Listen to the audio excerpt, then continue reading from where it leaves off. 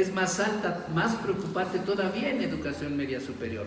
Por eso con el gobierno de Enrique Peña Nieto se formó la COPEMS, que es la Comisión para la Evaluación de la Educación Media Superior, y la idea era certificar primero a todos los centros de educación media superior de este país. Existen cerca de 14,000 escuelas de educación media superior, entre prepas, CEBETIS, CONALEPS, CETIS, ZETAS, en fin, las ZETAS del Centro de Estudios Tecnológicos Agropecuarios y de Servicios. Entonces, más de 14,000, y termina el gobierno de Peña Nieto y a duras penas logramos certificar aproximadamente entre 15 y el 20% de las instituciones de educación media superior. Entre este gobierno no han hecho nada, no ha pasado nada, las instituciones ahí siguen sin certificarse. ¿Por qué? Ahí sí no lo sé. ¿Qué significa una certificación? Muy simple. Llegas al CEBETIS de Tlaxcala, de Hidalgo, de donde quieras, Tijuana, llegas a Tijuana y está el CEBETIS y empiezas a ver, no tiene paredes, no tiene ventanas, no tiene pisos, están habilitados en salas, en aulas ahí mal, ¿no? Los maestros, el psicólogo está dando informática, el ingeniero químico está dando español, el abogado está dando física. ¿Por qué? Porque ahí están los alumnos. Entonces, ¿qué tenemos que hacer? Certificar a las escuelas. ¿Qué significa? Primero, pues construir el centro, dar un centro digno, con todos los servicios, con todos los programas están ahí, están excelentes los programas. Los programas de educación media superior son excelentes, el que ustedes quieran. ¿Por qué? Porque estamos formando los técnicos para este país. O bueno, pues los futuros profesionistas de este país. El problema es que los mismos gobiernos, como se crean las escuelas y las echan a andar, ya después las formamos, sí está bien, hay que irlas formando, pero si no las están formando con calidad, si no se están apegando a salones dignos, baños dignos, instalaciones, bibliotecas y demás, pues va a ser muy difícil que logremos sacar a los profesionales que el país requiere y exige. Y le digo, porque esa fue antes del gobierno de Peña Nieto, fui ahí al colegio de bachilleres, al COBACH de Tijuana, y en ese momento ya estaban terminando pues de arreglar la institución, ¿verdad? Faltaban algunos detalles, pero pues lo que habían hecho ya era que los maestros tuvieran el perfil para las materias que tengan que dar. Es decir, el maestro de inglés tiene el título de maestro de inglés y está dando inglés, ¿sí? Pero de esos 14,000 solamente se certificaron cerca de 3,000. O sea, hay más de 11,000 centros de educación media superior en este país que están trabajando en condiciones, obviamente, sin calidad, sin estándares de calidad, sin perfiles docentes, sin que existan las condiciones o infraestructura necesaria para ello. Hay una asociación que no le gusta al gobierno, que se llama Mexicanos Primero, que ha puesto, pues obviamente es como una piedrita en el gobierno, y sacó un estudio cuando termina el gobierno de Peña Nieto y entra, hace ¿qué? 2 o 3 años, y resulta de ese estudio el 60% de las escuelas de este país están consideradas como no escuelas. Es decir, están trabajando en condiciones obviamente muy tristes, muy deplorables, con muchas carencias. Y no nada más es fuera del Distrito Federal, ¿sí? Yo estuve trabajando en algún tiempo en un colegio de posgrado aquí en Chimalhuacán, en una escuela que se llama La Sor Juana, que está en la avenida Chapultepec, algo así. Y les juro, fue un sábado, entras a la escuela y desde que entras sabes en dónde están los baños, por el olor. Decimos, mejor ni entres, porque está peor. Y aquí en Chimalhuacán, aquí en el Estado de México, a media hora de aquí. Imagínense, no sé, en Tatacuatla o lugares así, ¿no? Tatacuatla es en la Sierra Norte de Puebla, de Hidalgo, en la Huasteca Hidalguense, es una comunidad indígena.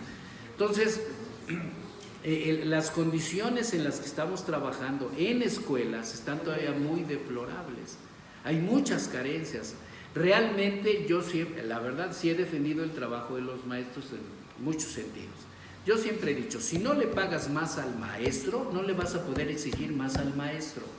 ¿Cómo le puedes pedir a un maestro que estudie sus maestrías o que tenga algún posgrado? En la práctica es muy difícil, y eso se los digo, así muy simple. Tlaxcala, yo soy de Tlaxcala, está la ciudad de Tlaxcala y el siguiente municipio es Calpulalpan, está a 2 horas de Tlaxcala. Los maestros para hacer un posgrado tendrían que ir hasta Tlaxcala 2 horas en camión de ida, 2 en regreso. 200, no sé, 300 pesos se van a gastar, más la comida, más esto, ¿cuánto les queda? No les queda. Entonces, obviamente no hay oferta, y además no hay oferta de estudio. En el país no hay oferta de estudio, solamente la única oferta que hay es en el Distrito Federal y en el Estado de México. Y en el Estado de México al maestro sí le pagan por estudios de posgrado, a ellos sí. No sé por qué, históricamente, digo, yo lo sospecho, pero bueno, no sé por qué, sí les pagan, pero aquí en el Distrito Federal les pagan 50 pesos por estudios de posgrado. En Tlaxcala les pagan 50 pesos en estudios de posgrado, y te dicen los maestros cuando vas a promocionar los posgrados, te dices, vamos a darles aquí un posgrado, traemos la institución con ustedes, las cuotas son mínimas, te dice el mismo maestro, te dice, por 50 pesos ¿quieres que venga? No. Esa mentalidad también es la que queremos quitar al maestro. Es esa programación neurolingüística que tiene el maestro, es ese condicionante mental que tiene el maestro, que piensa que termina su licenciatura en donde sea o que termina su educación normal y piensa que lo sabe todo. Y además el mismo sistema en educación básica, lamentablemente, y hasta en prepa los limita mucho el sistema.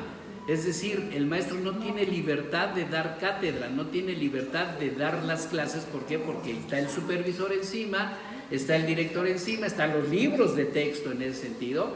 Y decía alguien, nos convertimos en lectores de texto, nada más, no en maestros. Esa educación básica, ese es el problema, que no tienen libertad los maestros por ese control político ideológico que realizan los supervisores y demás, ¿no? Yo entiendo también, estoy muy claro, se los digo bien, ¿sí? Yo entiendo que el maestro es peligroso para el sistema, claro que sí, porque el maestro es el intelectual de este país. Y está muy claro que las revoluciones las hacen los maestros. ¿Por qué? Porque el maestro es una figura muy importante en este país. A partir de 1929, ¿ya?, cuando se inicia el sistema educativo en este país, la realidad era muy triste en esa época. Ahí están todos los escritos, ¿no?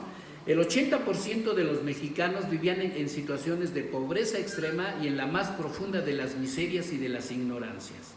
Y había una realidad, ¿verdad? Ya es un país libre, país soberano, tenemos que iniciar un proceso educativo. ¿Y qué dijo José Vasconcelos? No tenemos maestros. Se forma la Escuela Rural Mexicana con Santiago Ramírez a la cabeza. ¿Qué es la Escuela Rural Mexicana? Simplemente sacaron a los niños de las comunidades y solamente esos niños podían estudiar en los internados, que fueran hijos de maestros, hijos de obreros e hijos de campesinos, nada más. El que estudiaba en un internado debería tener esas dos condiciones. Y obviamente ahí los formaron a los maestros, terminan esos maestros, pero el sistema educativo de este país, en 1929, fue un sistema educativo, ¿verdad?, con una ideología socialista. ¿Por qué? Porque todos los intelectuales de esa época, José Vasconcelos, Santiago Ramírez, Narciso Basol, todos esos intelectuales se forjaron en la Francia socialista de esa época. Entonces el modelo educativo fue ese. Claro, había luchas en la Cámara de Diputados, había liberales y conservadores. Los liberales ya querían que se enseñara ciencia, los conservadores que todavía enseñáramos catecismo y religión. Bueno, el artículo 3 constitucional, años después, sigue todavía reformándose, ¿verdad?, en esa laicidad, en esa gratuidad y en ese llevar a todos la educación. Para eso se hizo la Escuela Rural Mexicana. Salen las primeras generaciones de maestros, pero los maestros, cuando estaban en el internado, los lunes cantaban la Internacional Socialista y luego el himno nacional mexicano, por si había alguna duda de la formación socialista del maestro. Y el maestro fue forjado en economía agrícola, en marxismo, ¿verdad? En fin, toda esta parte, ¿por qué? Porque el maestro tenía que llegar a las comunidades y más que ser maestro, es gestor del cambio social. Tuvo que organizar a niños, niñas, adolescentes, hombres, mujeres y empezar a llevar al menos parte de la modernidad o transformar la realidad de ellos.